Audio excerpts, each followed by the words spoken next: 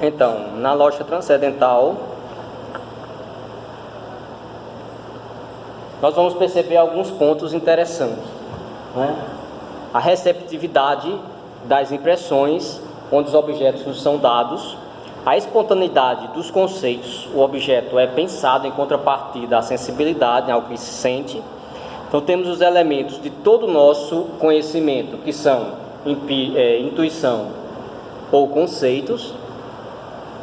Empírico se refere à sensação, que pressupõe a presença real do objeto nela contida, certo? Então, a minha experiência do objeto é uma pressuposição de sua realidade. A gente acredita, né? A gente supõe que o objeto existe, certo? Mas não temos certeza absoluta. A certeza que nós temos é do campo fenomênico. A nossa realidade é a aparência. Então nós atribuímos uma hipótese. É necessário que esse objeto seja real, apesar de não ter conhecimento total e absoluto dele. Ele me é dado. Naquilo que ele me é dado, eu o conceituo, eu penso ele para conhecê-lo. Então deve haver certa realidade nessa relação.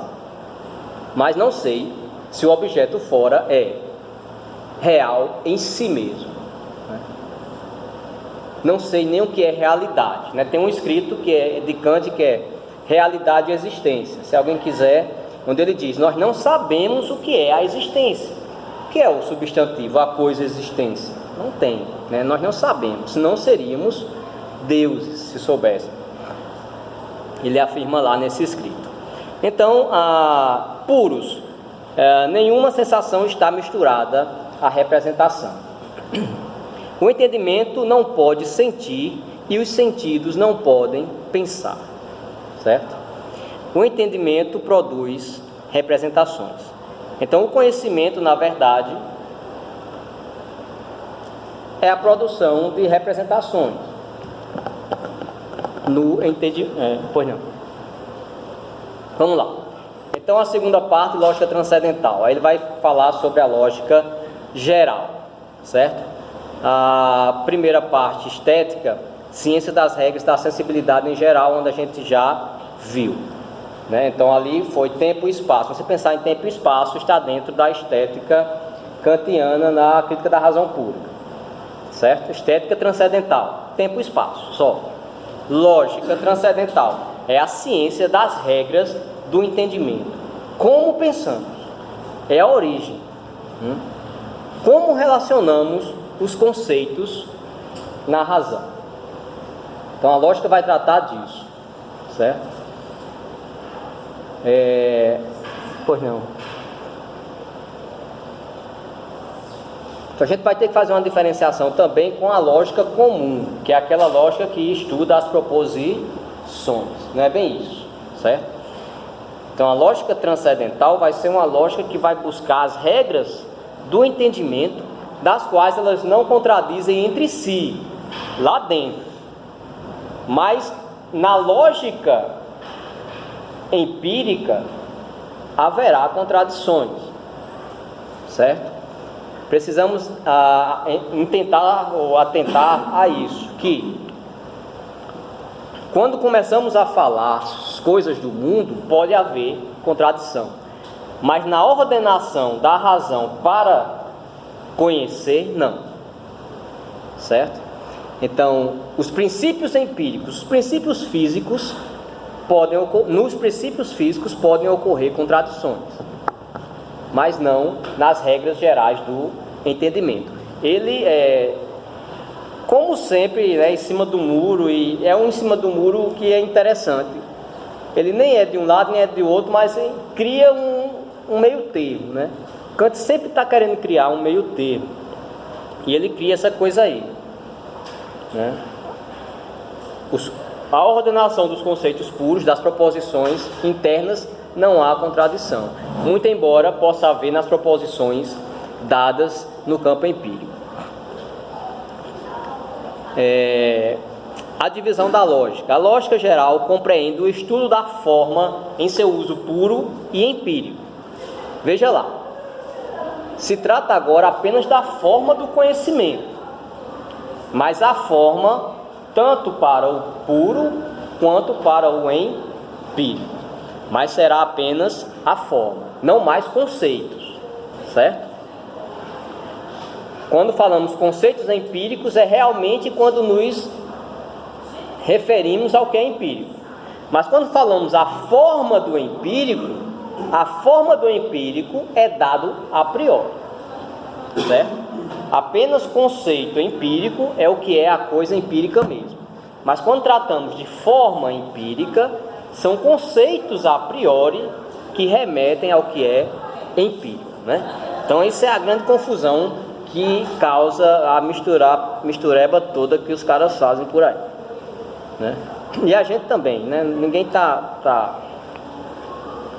isento de cair aqui e acolá em um problema conceitual em Kant, num filósofo como Kant, que num parágrafo fala 1 trilhão de conceitos, né? Então ela é aplicada quando ocupa-se das regras do uso do entendimento sob condições empíricas, subjetivamente ou forma, sem distinção de objetos. Uma observação que eu coloquei é o seguinte: a lógica geral não busca a origem dos conhecimentos, ela se ocupa apenas da forma da representação, das representações dadas no entendimento, tá? Então nós temos aqui, pode apagar o quadro?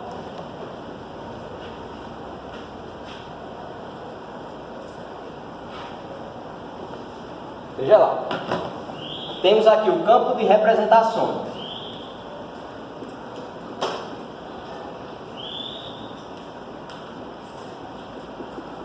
Aqui tem intuição, tem conceito, certo? Mas aí existem conceitos que analisam tudo isso aqui, que é justamente a forma da representação. Então a forma da representação é dada ou estudada na lógica transcendental, certo? Não, melhor, na lógica transcendental, na sua parte geral, certo? Tudo certo. Veja lá, todos esses conceitos que a gente viu até agora, sintético, a priori, blá blá blá blá, existe algo por trás que pensa tudo isso e que vai ordenar. E isso vai caber à lógica transcendental estudar, que é justamente a forma dessas representações. Tanto fazem ser empíricas como puras, mas a forma, né, que é dada a priori, vai ser estudada na lógica transcendental. Então ele vai juntando conjuntos de conceitos ou de ideias, né? E esses conjuntos ele vai dando nome também. A gente tem que estudar esse conjunto. O conjunto de intuições. Qual é o conjunto de intuições? Tempo e espaço. Quem é que estuda isso? A estética transcendental, certo? Agora, o conjunto de todas as representações do entendimento. Quem é que vai estudar isso? A lógica transcendental.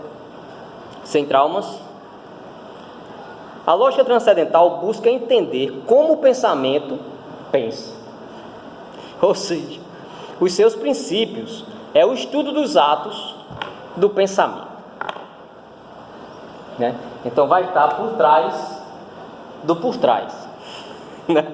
Então vai lá, temos aqui lá na frente o objeto, né? A gente vai vir das intuições, sei o que, blá blá blá, a representação. Aí aqui vem agora o que é transcendental, certo? Que nada tem a ver lá com os objetos ou campo empírico. Então a definição do que é transcendental em Kant, né? É o que mais me perguntam lá no canal no YouTube, né? Os caras de São Paulo acham massa. O que é transcendental? Que é justamente o idealismo de Kant, ele é transcendental. Então o cara não saber estudar Kant, não saber o que é o transcendental em Kant, né? Aí as pessoas pensam que a ideia que tem no senso comum, que transcendental está fora do mundo. Não, mas é aquilo que está mais para dentro da razão, né? É o fundamento primeiro de onde partem todos os conceitos da razão. Então transcendental são aqueles conceitos puros, zero. Zerou o pensamento, começou. Pronto, isso é o transcendental, né? É a possibilidade ou uso a priori do conhecimento. São os atos do pensamento, o nosso raciocínio, como nós raciocinamos, né? Trata das leis do entendimento e da razão. Logo, é a ciência que determina a origem, o âmbito e o valor desses conhecimentos. Então, vamos lá. Tem um outro slide. Pronto, o próximo slide é bacana. A segunda parte, lógica transcendental. Divisão geral. Veja lá. Ele vai dividir agora a lógica geral em duas partes, analítica e dialética.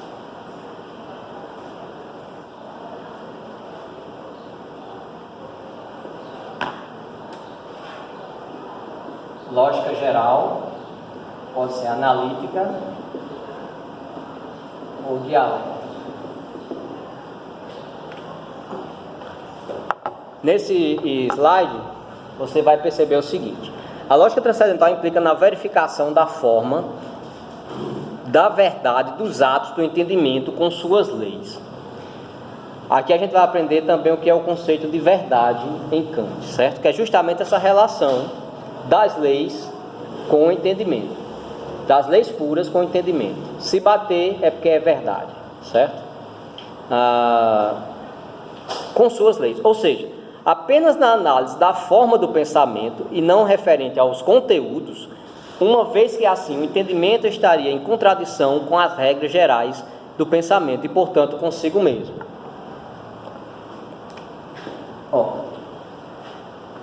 Perceba, entendimento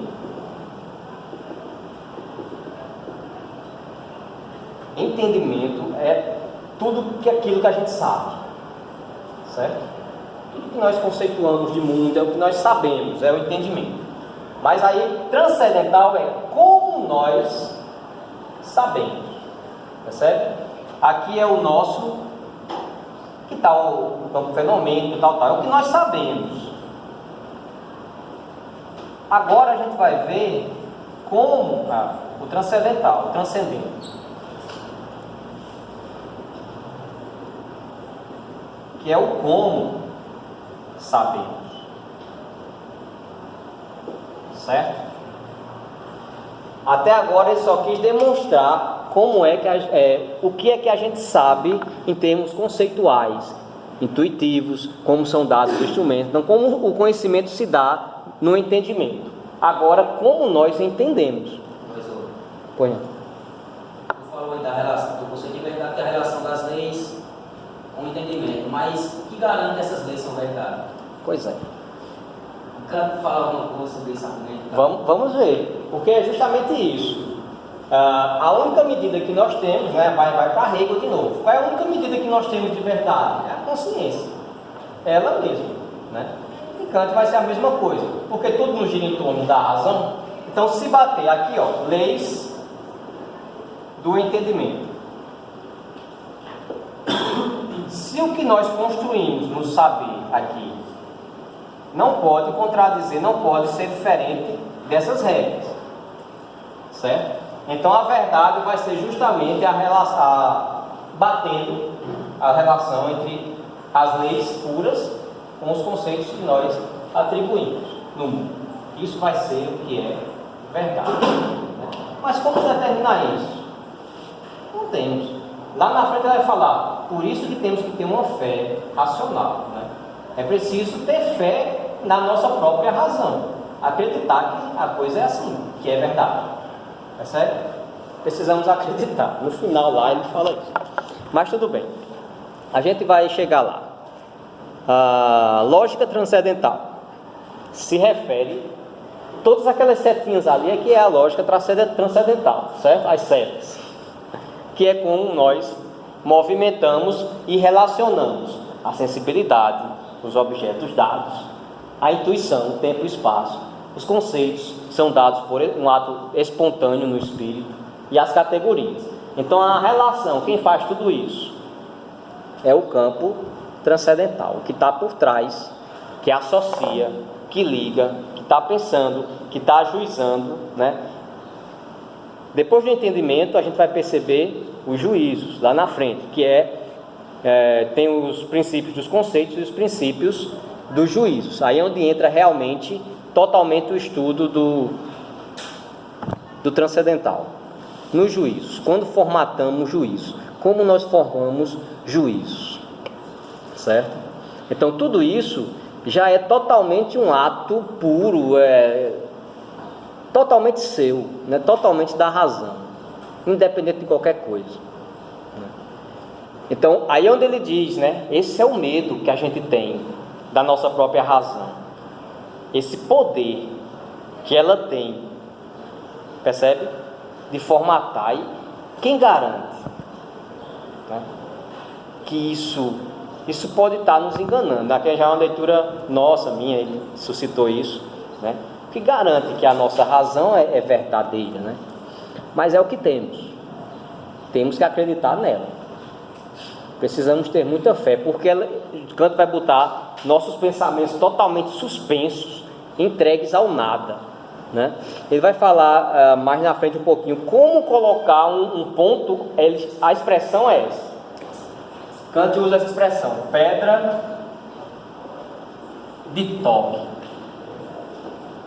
né?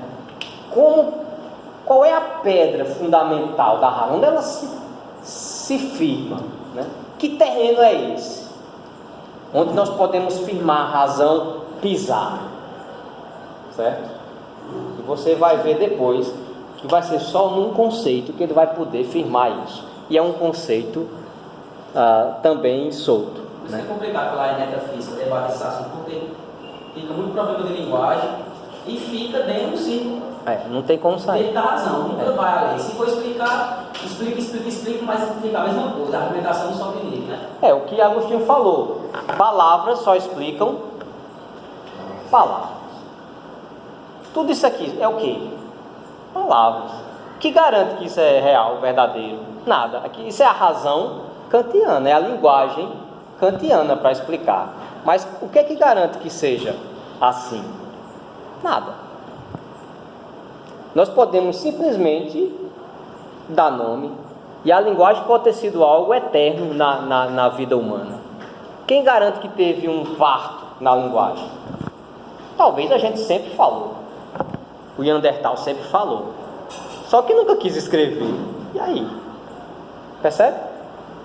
O homem pré-histórico ele poderia ser altamente matemático. Por que não? Só que ele não registrou. E aí? Quem é que vai duvidar? Diz que não, porque não há registro. Aí Kant vai dizer, então vamos estudar o homem a partir da escrita. Para trás não interessa não, né? Então o homem kantiano é aquele que racionaliza, que já escreve, que já junta ideias e formata. É esse que está interessado. Ele não está interessado num homem que não escrevia. Não interessa. Percebe? O ser humano racional, para mim, é o que fala e escreve. É esse que eu vou estudar. Como se dá esse pensamento, né? Como aconteceu, aí ele só faz suposições, né?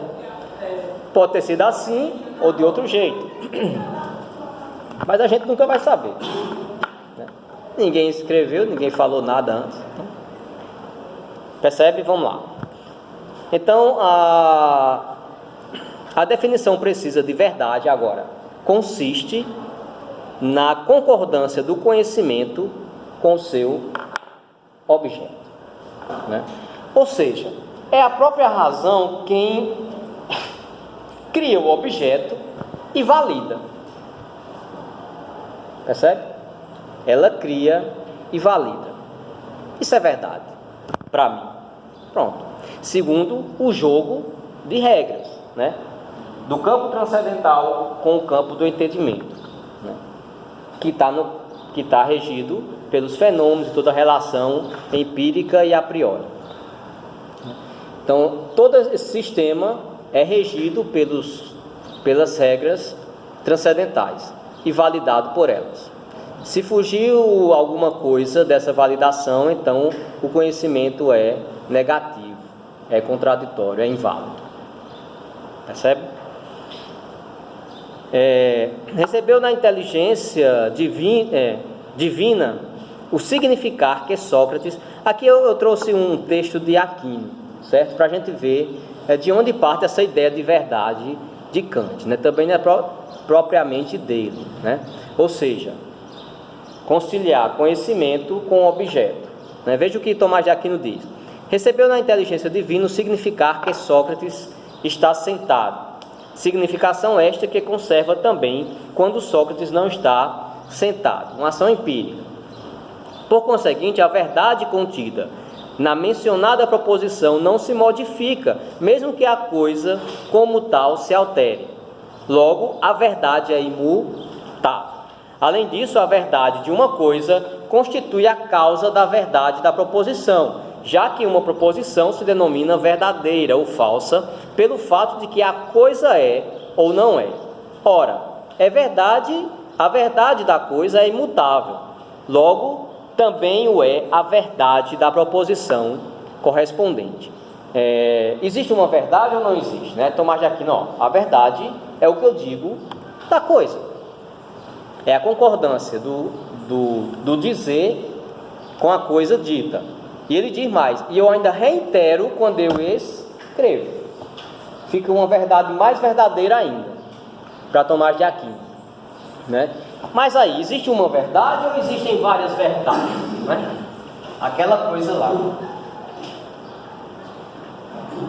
Então, o que é verdade? Né? Temos três agentes: eu, tu, ele ou ela, né? Aí temos a verdade,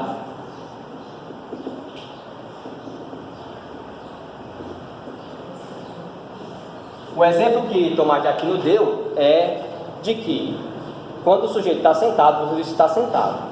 Quando ele fica em pé, você diz que ele está sentado, mas a coisa já não existe mais, o ato de estar sentado. Mas o que ele diz de estar sentado permanece para sempre. Você nunca vai dizer que uma pessoa, quando está em pé, está sentada. Sempre a verdade de estar sentado vai ser para aquele ato de estar sentado. Mesmo quando você estiver correndo, andando, pulando, estar sentado vai estar lá, esperando ser usado. Entendeu? A verdade, estar sentado, é eterna e imutável. Vai ficar só esperando a oportunidade de alguém dizê-la. Ele está sentado. Cadeira nunca vai deixar de ser cadeira, uma vez que o entendimento se conciliou com a coisa e dá o nome, elabora o conceito. Mas a verdade consiste só nessa relação, não é isso? Também é outra coisa que eu confundo muito. Porque sim, como vemos lá pelos fenômenos das coisas, como é que eu vou dizer que algo é verdadeiro? Pronto, aí para Kant é justamente o que é verdade é o que está nesse campo fenomênico, né? A gente não sabe para fora, é uma hipótese, uma possibilidade, possa ser que exista ou não. Mas o que é o real? Eu preciso acreditar que o fenômeno é real, embora não seja uma realidade absoluta, não seja uma existência absoluta, mas pelo menos para nós, a representarmos, está se dando no campo de uma possível realidade. Não é total, não tem como. Dessa mesma forma, não é uma verdade absoluta, mas se torna no campo, né? A gente tem que acreditar, a gente tem que ter fé que a coisa que eu estou falando dela no campo fenomênico existe. É uma ilusão convincente. Né? Então, por isso que fica difícil para o materialista conversar com o idealista, né? Porque o idealismo realmente detonou os céticos que não acreditavam em nada, nem na matéria, nem nele mesmo. Você não pode ser assim, porque você pensa algo, você tem que acreditar. Até em dizer que nada existe, você tem que acreditar que nada existe. Então você não é cético total, percebe? Para dizer que só acredita no que vê, então como é que pode? Se tudo é linguagem, está no campo do dizer, né? Tira o nome das coisas, vai sobrar o quê? Né? Então é aquilo que surgiu, aquela doutrina filosófica que surgiu no mundo para ficar realmente em cima do muro, né? Nem é materialista, nem é sério, nem é tudo, nem é nada. O idealismo é uma coisa assim, nem é tudo, né? É centrado, é calmo e tranquilo. É como aqueles caras do taoísmo, né? O caminho do meio. que seguem o caminho do meio. Deixa eu só concluir essa questão da verdade, segura aí, anote aí. Então, por exemplo, a tua verdade pode ser a natureza, a minha, né? A tua pode ser o nada, a do outro pode ser o quê? A mãe dele, certo? Então existem quantas verdades aqui? Ela disse que existem 3 verdades. O que é que vocês acham? Quantas verdades existem aí? Oi? Uma. A verdade é uma, depende de quem considera ela como verdade. Alguém mais?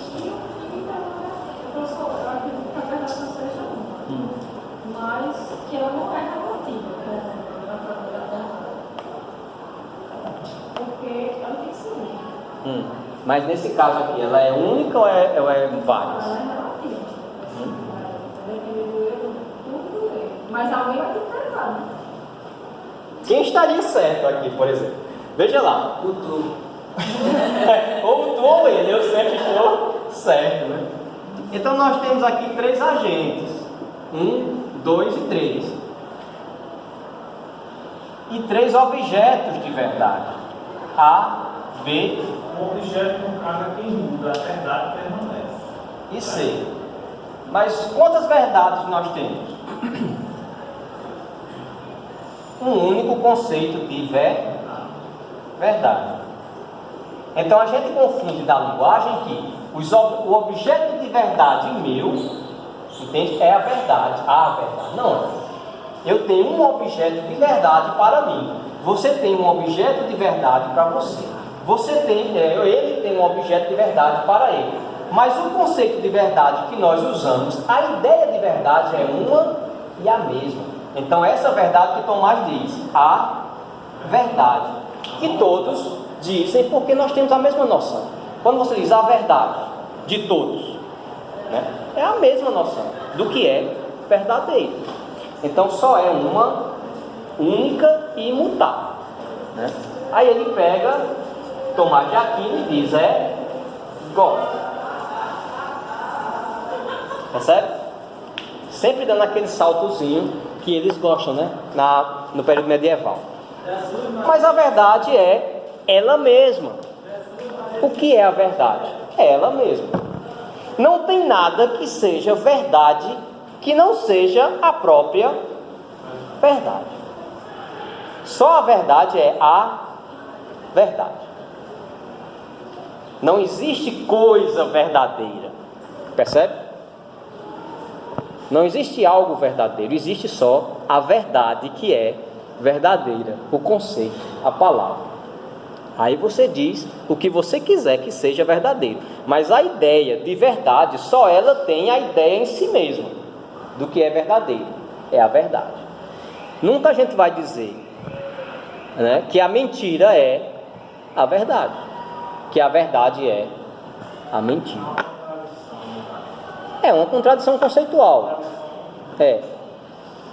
Mas alguém pode fazer da sua mentira a sua verdade.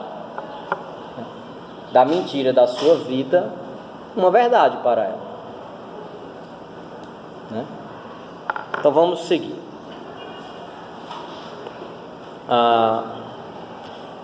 Lógica transcendental. Aí temos a divisão também da lógica transcendental em analítica e dialética. Então vamos agora mergulhar na origem do pensamento no entendimento. Refere-se a conceitos puros aplicados aos objetos da intuição. Ele tem uma advertência quanto ao perigo ou risco do entendimento usar essa lógica para pensar o que não é objeto. Que aí é um do erro que ele capta dos outros lógicos, né? Começar a pensar, a fazer o uso que são